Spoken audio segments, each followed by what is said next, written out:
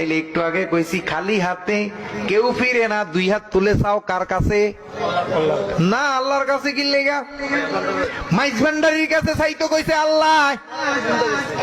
আল্লাহ কয় ওলি আল্লাহর কাছে চাইতো, মুহসিনের কাছে চাইতো। সূরা আরাফের 56 নম্বর আয়াত।